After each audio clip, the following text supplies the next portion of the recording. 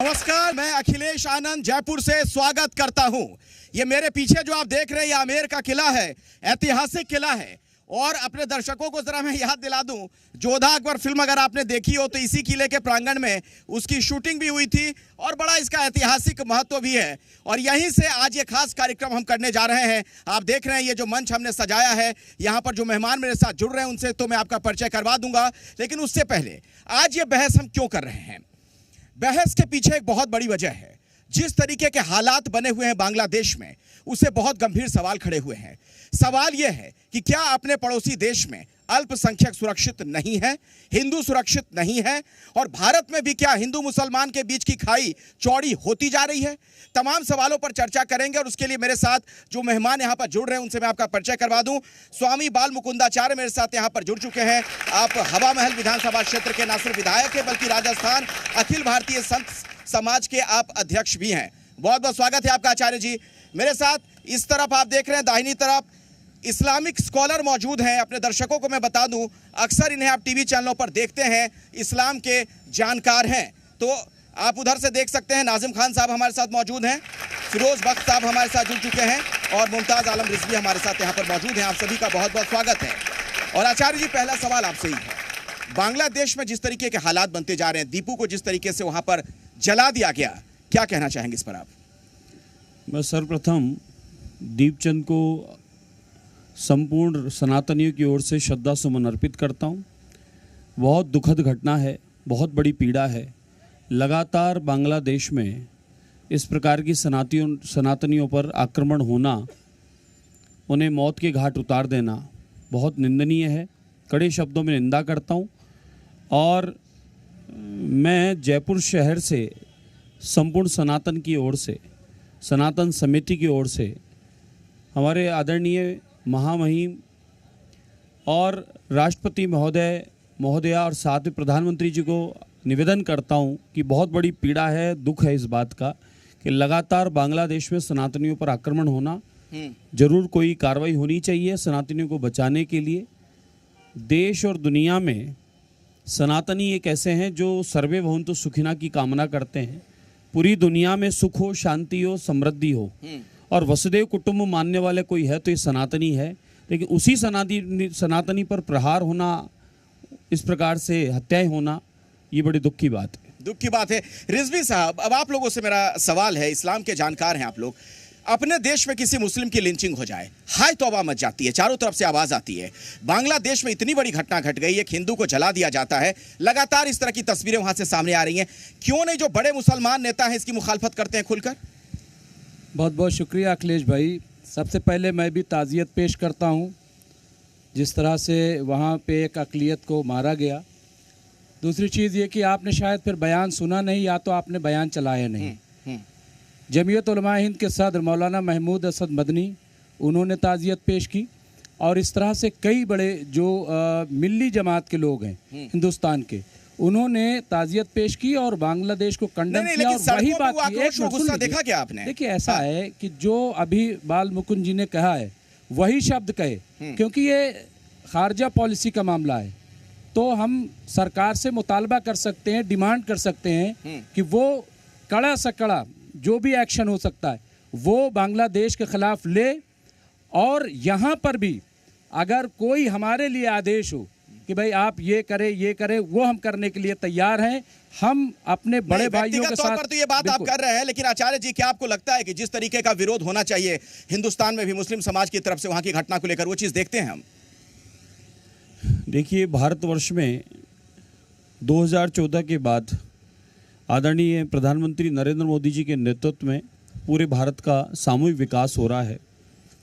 न कोई जात के, न कोई पात के, न कोई पंथ के, न तुष्टिकरण के आधार पर इस भारत में जो रहने वाले भारतवासी हैं, सभी परिवारजन के लिए सामूहिक कार्य हो रहा है। मेरा मानना है कि भारत में रहने वालों को भी समझना चाहिए कि धर्म के आधार पर बंटवारा हो चुका है। जिनको जो चाहिए था, जैसे पसंद से रहना था, जो अपनी प्रार्थना की पद्धति थी, उसके आधार पर उन्होंने ज़मीन मांगी और उन्हें वो हिस्सा मिल चुका। अब भारत में जो रहने वाले हैं सनातनी या अन्य, उन सबको सामूहिक भारत के विकास के साथ और भारत की सनातन संस्कृति के साथ भी रहना चाहिए। न कि भारत में इस प्रकार का माहौल बनाने का प्रयास करना चाहिए। जिस प्रधानमंत्री जी जब सामूहिक रूप से राम का रहीम का विकास कर रहे हैं, प्रधानमंत्री योजना का लाभ राम को भी मिलता है और रहीम को भी मिलता है, बिना किसी राजनीति के, बिना किसी भेदभाव के, बिना किसी तुष्टीकरण के सबका सामूहिक विकास हो रहा है, तो सबको साथ मिलकर इस भारत के विकास में योगदान भी करना चाहिए। और भारत के विश्व स्तरीय स्तर पर अगर कोई बात आती है, भारत के सामूहिक रूप से सबको रखनी चाहिए।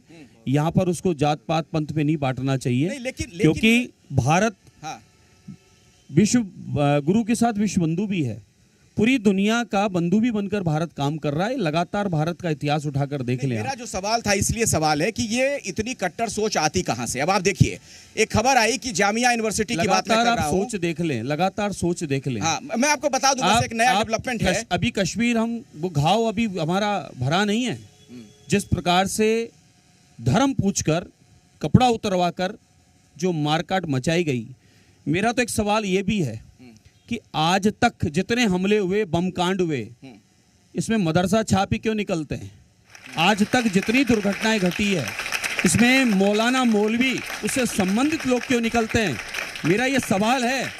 ये छवि खराब करने के लिए नहीं कह रहा हूं मैं, लेकिन ये मैं जानना चाहता हूं कि अब तक जितने कांड हुए उनमें इस प्रकार के लोग ही क्यों लिप्त हैं? नाजिम खान जवाब देंगे। हाँ, देखिए, माननीय विधायक जी ने एक सवाल किया, इन्होंने पहलगांव की घटना उठाई। देखिए, पहलगांव के घटना जो घटी, उसका देखिए, पाकिस्तान से आतंकी आए थे, इंसान की शक्ल में हैवान थे, लेकिन वहीं इंसानियत को बचाने के लिए इंसान की शक्ल में मुसलमान थे। मुसलमानों ने वहां पर अपने हिंदू भाइयों को बचाया था, जिसका जीता जागता प्रमाण है। और रही बात यहाँ पर कि आपने एक धर्म विशेष को टारगेट करने की कोशिश करी गई। आपने देखिए यहाँ पर बताया कि 2014 से अब 2025 के बीच में भी आपने जिक्र करा, लेकिन जहां हिंदू त्योहार होते हैं, वहां तो भारत के अंदर मुस्लिम समाज को दुकान तक नहीं लगाई दी जाती, मना कर दिया जाता, मेहंदी तक के लिए कहा जाता कि इसमें जिहाद हो जाएगा।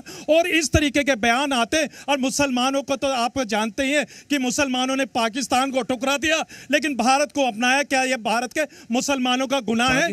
भारत के अंदर सामने है, पाकिस्तान के हाथ में कटोरा है और भीख भी नहीं है।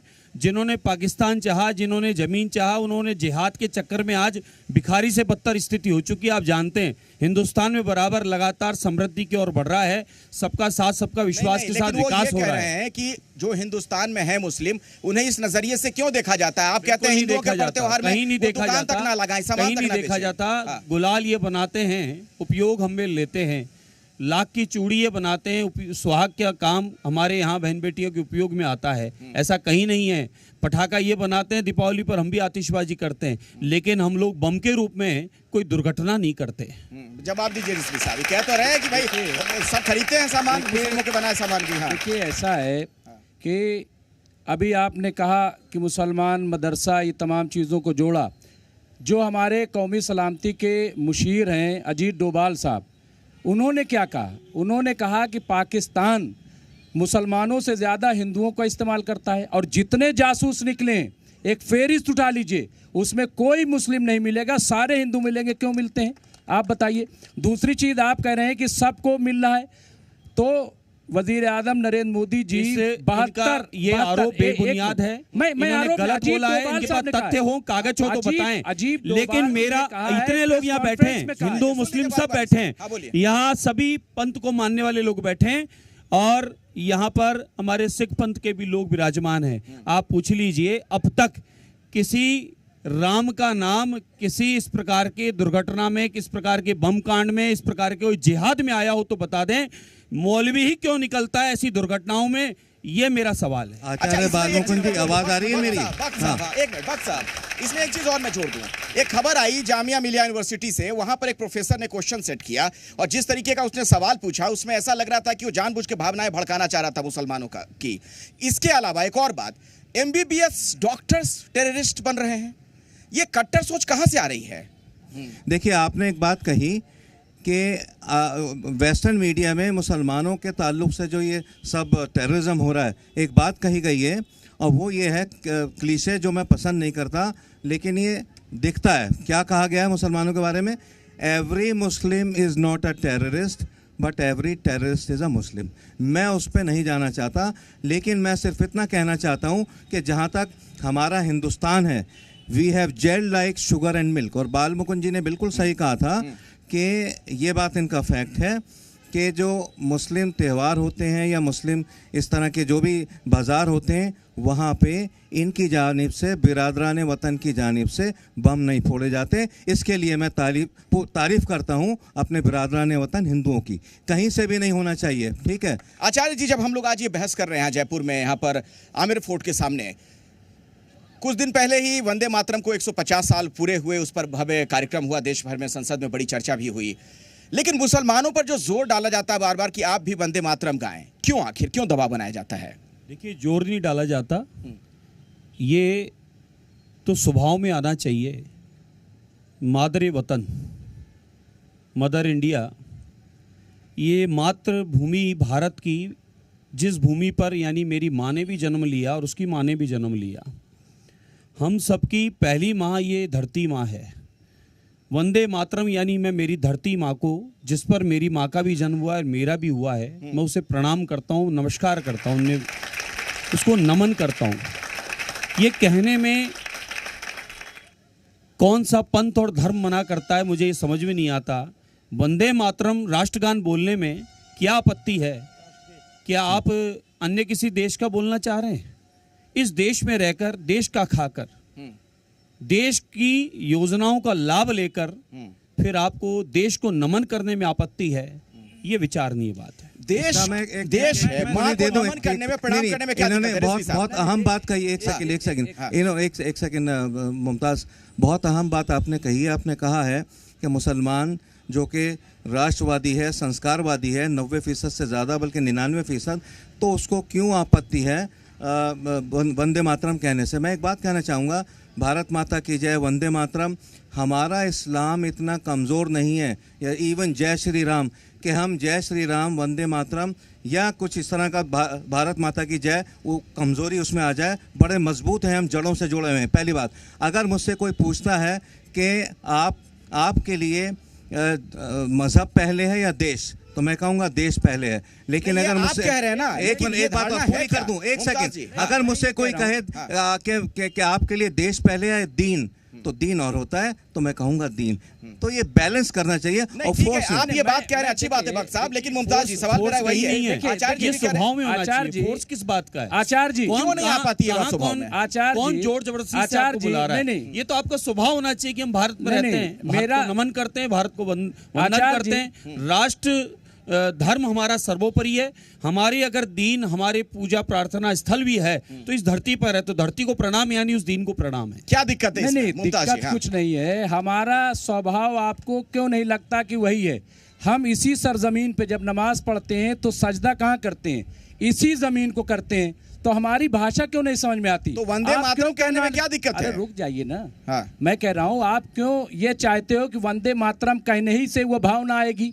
आपको क्यों नहीं दिखता कि इसी पाक ज़मीन पे हम सजदा करते हैं, और एक बार नहीं करते, दिन में हम 34 बार करते हैं। आप पाक की जमीन को नहीं करिए, आप इस पवित्र मातृभूमि को करिए। अरे मातृभूमि काहे कर रहे हैं आप? अरे भाई, मातृभूमि है, यही तो कह रहे हैं। अभी यही तो समझा रहे हैं, पाक की जमीन को बार बार क्यों नमन कर रहे हैं आप? यही चीज है, वो बम फोड़ रहा है, आप नमन कर रहे हो। नहीं, हम कह रहे हैं कि पाक से उनका मतलब पवित्रता से है। मेरे ख्याल से पाक जो आप कह रहे हैं, पवित्रता से आपका मतलब है ना? पाकिस्तान तो नहीं कह रहे हैं? नहीं, अरे पवित्रता यही तो, पाक का मतलब पवित्रता से, बाल मुकुंद जी तो पढ़े लिखे, कम से कम वो तो ऐसा ना सोचे, वो तो ऐसा ना सोचे। अरे तो आप भाई समझे नहीं भाई साहब, यहाँ उस आप अभी उर्दू के ऐसे शब्द बोल रहे हो जो कभी हमने अध्ययन नहीं किए, अब वो शब्द कई बार समझ में नहीं आते, लेकिन अगर उर्दू जबान जो इस देश की है, इस जमीन से पैदा हुई है, अगर उसका भी अध्ययन आप अरबी में बोलोगे तो क्या ही समझ आएगा हमें? अब अरबी में बोलोगे तो ही नहीं समझ में आएगा। आप सुनिए मेरी बात, मदरसों में आपके जो इस्लामिक स्कॉलर्स हैं, स्कूल हैं, कॉलेज हैं, क्या वहाँ पर वंदे मातरम, राष्ट्रगान इत्यादि बराबर होता है? नहीं, राष्ट्रगान होता है, राष्ट्रगान होता है। नहीं, हर जगह होता है। राष्ट्रगान होता है मदरसों में। उनके और मैं इंटरव्यू एक तो नहीं, ये कह हजारों रहे हैं तस्वीर दिखा दूंगा, लगातार वीडियोस कि दिखा हम दूंगा। नहीं राष्ट्रगान मानते भी हो रहा है, राष्ट्रगीत 26 जो है, जनवरी, 15 राष्ट्रगीत अगस्त, कंपल्सरी सारे नहीं राष्ट्रीय है। त्योहार मनाए और- जाते और हैं। फिर आरएसएस ने 56 साल नहीं। अच्छा ये पहले- बताइए, सुनिए इधर उधर आप की बात बताइए, मत उस करिए, पे आप रिजवी साहब, बोलेंगे? टू द पॉइंट बात करिए, मुद्दे पे आइए। वंदे मातरम में क्या दिक्कत है? नहीं, कहीं कोई दिक्कत नहीं है। दिक्कत सिर्फ ये है कि ये जबरदस्ती क्यों करते हैं। इनको हमारी जबान क्यों नहीं समझ में आती। हम जब कर रहे हैं, हम आपकी क्या सलाम कर रहे जुबान हैं, है? माँ आपकी क्या तुझे जुबान सलाम है? कर रहे हैं। हाँ, हाँ, ये कह रहे हैं कि हम उसको- माँ तुझे सलाम बोल रहे हैं, क्या दिक्कत है? हम वंदे मातरम नहीं कह रहे, लेकिन कह रहे हैं माँ तुझे सलाम। देखिए, वंदे मातरम धरती को नमन है, इस पृथ्वी को नमन है जिस पर सलाम हम भी रहते तो हैं। नमन है।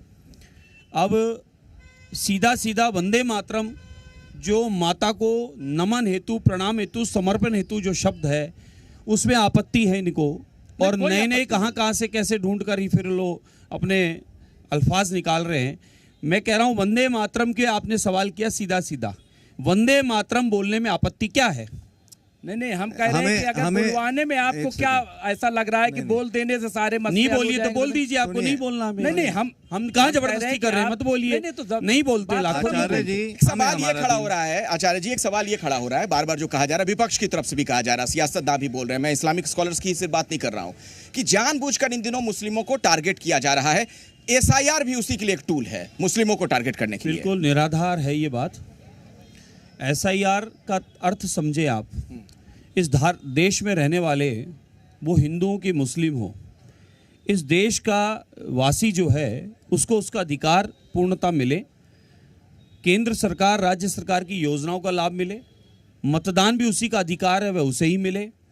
घुसपैठिया, बांग्लादेशी, रोहिंग्या या अन्य कहीं से कोई आकर छुपा बैठा हो यहाँ, हमारे देशवासियों का हक खा रहा हो वो यहाँ पर गलत कामों में, गतिविधियों में कहीं वह अपना योजना बना रहा हो, यहाँ इस देश में फर्जी मतदाता बनकर देश के लोकतंत्र में गड़बड़ी करने का काम कर रहा हो, यहाँ उनका कटरा है।